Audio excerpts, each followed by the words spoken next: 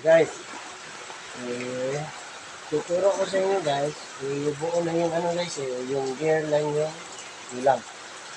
So, tuturo ko sa inyo kung paano mag-connect ng mga ano guys. Kaya ko binidyo to guys, kasi may customer ako guys, yung ginawa niya mali, ayun, tumawag sa akin, ayos. Kaya, ayun, baka na-share ko sa iba. So, gawin nyo guys, i-connect natin guys. Kung paano i-connect o gumagana yung motor. Ito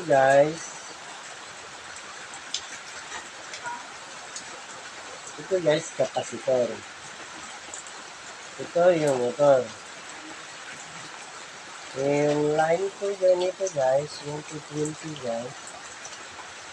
Yung sa motor guys, yung connection nyo guys, yung dalawa yung kapasitor. Okay guys, i-connect nyo ito guys, kapasitor. Kapasitor, tandaan nyo guys, kapasitor. Yun. Kapasitor. Guys, ito na guys, kapasitor. Kahit pabalik ka rin yun guys, ito lang yan. Ito naman, yung timer. Yung phase natin kanina, ito yung line 1.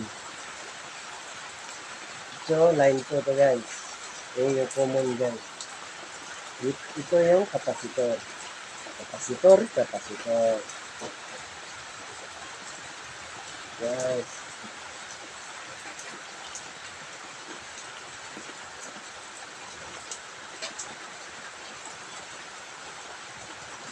Kung paano mag-install guys.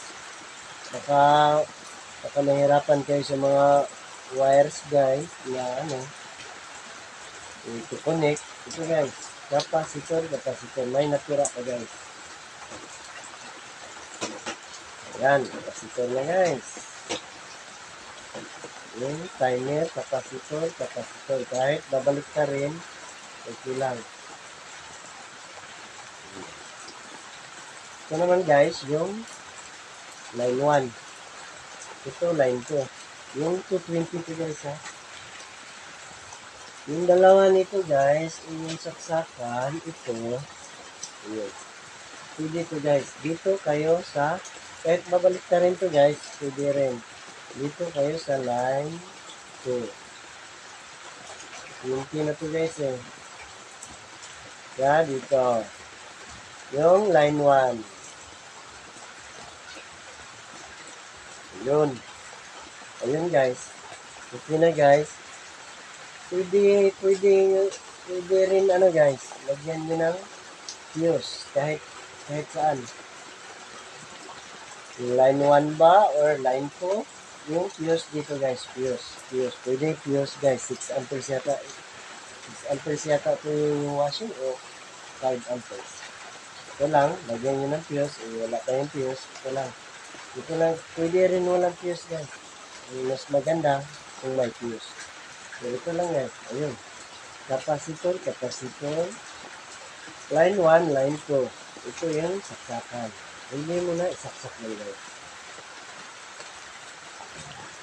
Try natin guys. Ano? Try natin.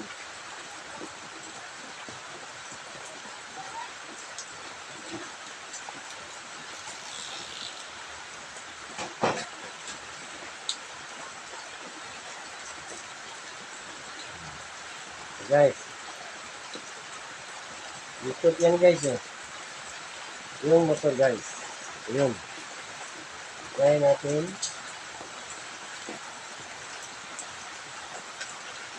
Isaksak guys. Kahit saglit lang guys. Nakauna yung timer guys. Kahit saglit lang. Yung motor lang kailangan guys. Okay guys. Ayun guys. Ikot. Ayun guys.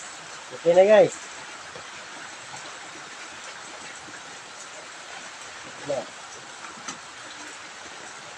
Okay na guys.